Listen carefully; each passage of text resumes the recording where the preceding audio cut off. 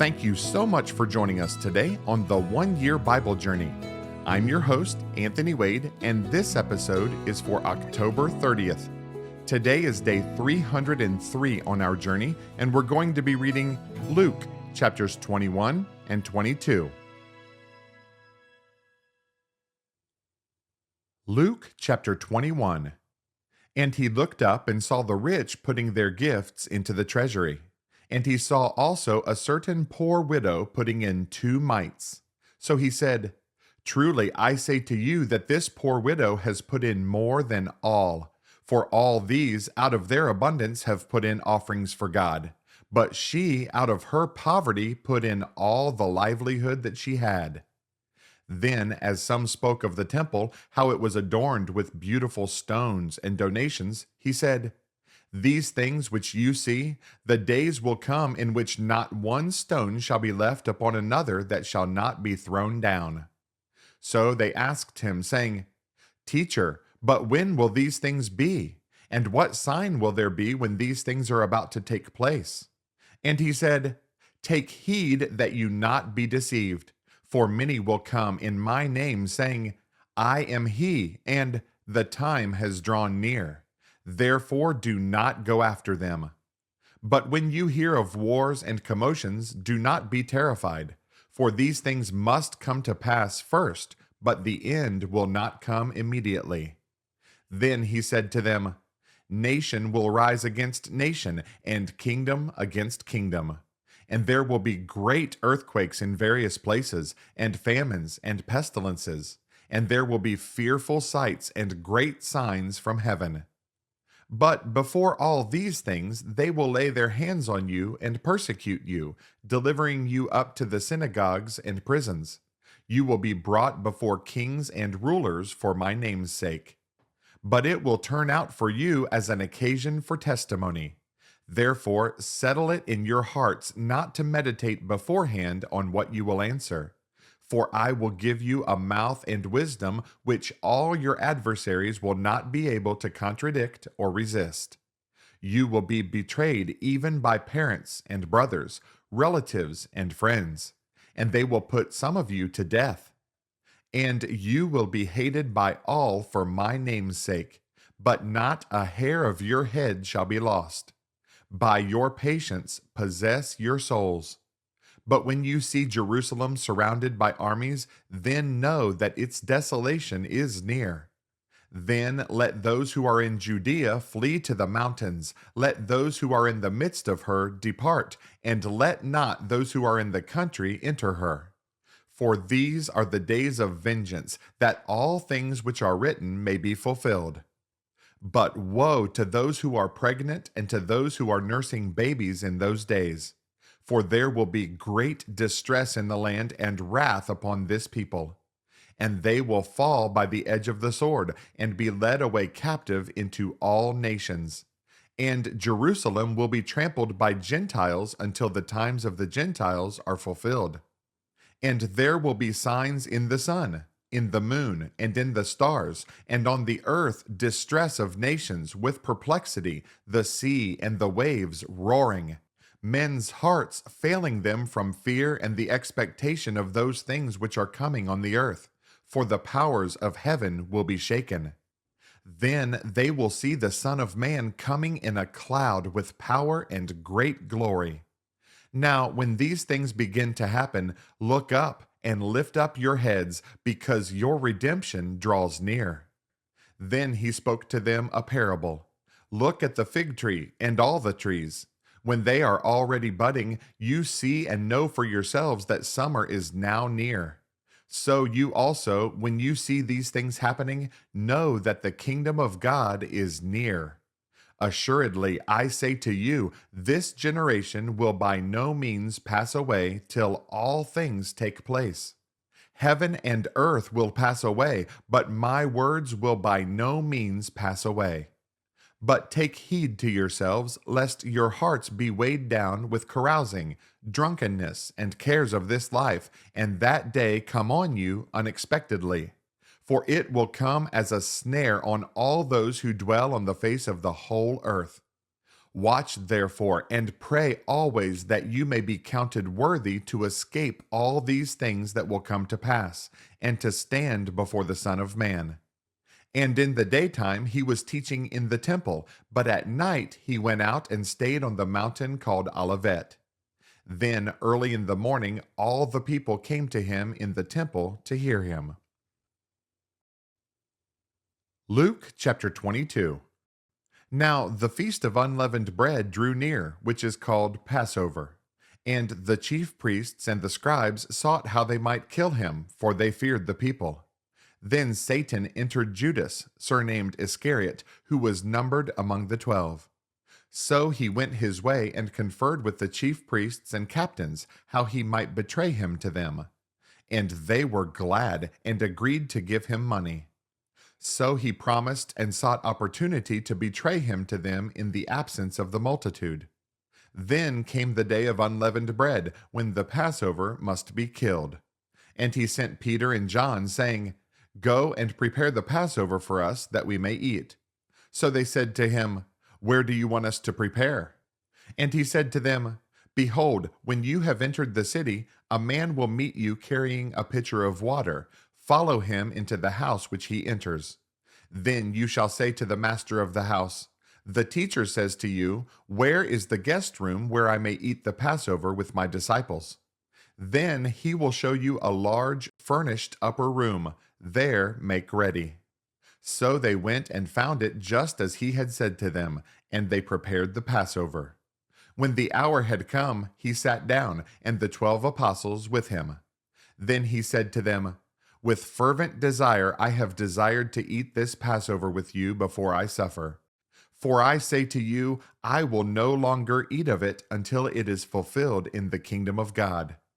Then he took the cup and gave thanks and said, Take this and divide it among yourselves. For I say to you, I will not drink of the fruit of the vine until the kingdom of God comes. And he took bread, gave thanks, and broke it, and gave it to them, saying, This is my body which is given for you. Do this in remembrance of me. Likewise, he also took the cup after supper, saying, This cup is the new covenant in my blood, which is shed for you. But behold, the hand of my betrayer is with me on the table. And truly the Son of Man goes as it has been determined, but woe to that man by whom he is betrayed. Then they began to question among themselves which of them it was who would do this thing. Now there was also a dispute among them as to which of them should be considered the greatest. And he said to them, The kings of the Gentiles exercise lordship over them, and those who exercise authority over them are called benefactors. But not so among you. On the contrary, he who is greatest among you, let him be as the younger, and he who governs as he who serves. For who is greater, he who sits at the table, or he who serves? Is it not he who sits at the table? Yet I am among you as the one who serves. But you are those who have continued with me in my trials. And I bestow upon you a kingdom, just as my Father bestowed one upon me, that you may eat and drink at my table in my kingdom, and sit on thrones judging the 12 tribes of Israel. And the Lord said, Simon, Simon, indeed Satan has asked for you, that he may sift you as wheat. But I have prayed for you, that your faith should not fail, and when you have returned to me, strengthen your brethren. But he said to him, Lord, I am ready to go with you, both to prison and to death. Then he said, I tell you, Peter, the rooster shall not crow this day before you will deny 3 times that you know me. And he said to them, When I sent you without money bag, knapsack, and sandals, did you lack anything? So they said, Nothing. Then he said to them, But now he who has a money bag, let him take it, and likewise a knapsack, and he who has no sword, let him sell his garment and buy one. For I say to you that this which is written must still be accomplished in me. And he was numbered with the transgressors. For the things concerning me have an end. So they said, Lord, look, here are 2 swords. And he said to them, "It is enough." Coming out, he went to the Mount of Olives as he was accustomed, and his disciples also followed him. When he came to the place, he said to them, "Pray that you may not enter into temptation." And he was withdrawn from them about a stone's throw, and he knelt down and prayed, saying, "Father, if it is your will, take this cup away from me. Nevertheless, not my will, but yours be done." Then an angel appeared to him from heaven, strengthening him. And being in agony, he prayed more earnestly. Then his sweat became like great drops of blood falling down to the ground. When he rose up from prayer and had come to his disciples, he found them sleeping from sorrow. Then he said to them, "Why do you sleep? Rise and pray, lest you enter into temptation." And while he was still speaking, behold, a multitude, and he who was called Judas, one of the 12, went before them and drew near to Jesus to kiss him. But Jesus said to him, "Judas, are you betraying the Son of Man with a kiss?" When those around him saw what was going to happen, they said to him, "Lord, shall we strike with the sword?" And one of them struck the servant of the high priest and cut off his right ear. But Jesus answered and said, "Permit even this." And he touched his ear and healed him.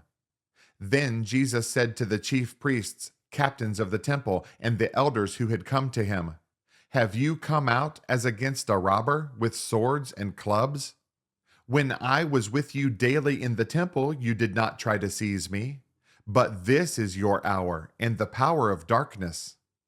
Having arrested him, they led him and brought him into the high priest's house. But Peter followed at a distance. Now when they had kindled a fire in the midst of the courtyard and sat down together, Peter sat among them. And a certain servant girl, seeing him as he sat by the fire, looked intently at him and said, "This man was also with him." But he denied him, saying, "Woman, I do not know him." And after a little while another saw him and said, "You also are of them." But Peter said, "Man, I am not." Then after about an hour had passed, another confidently affirmed, saying, "Surely this fellow also was with him, for he is a Galilean." But Peter said, "Man, I do not know what you are saying." Immediately, while he was still speaking, the rooster crowed. And the Lord turned and looked at Peter. And Peter remembered the word of the Lord, how he had said to him, "Before the rooster crows, you will deny me 3 times." So Peter went out and wept bitterly. Now the men who held Jesus mocked him and beat him. And having blindfolded him, they struck him on the face and asked him, saying, "Prophesy, who is the one who struck you?" And many other things they blasphemously spoke against him. As soon as it was day, the elders of the people, both chief priests and scribes, came together and led him into their council, saying, "If you are the Christ, tell us." But he said to them, "If I tell you, you will by no means believe. And if I also ask you, you will by no means answer me or let me go. Hereafter the Son of Man will sit on the right hand of the power of God." Then they all said, "Are you then the Son of God?" So he said to them, "You rightly say that I am." And they said, "What further testimony do we need? For we have heard it ourselves from his own mouth." Thanks again for joining us on this amazing journey through the Bible. For additional resources to help you grow in your walk of faith, please visit our website at anthonywade.org. Have a blessed day, and remember that Jesus is Lord and you are complete in Him.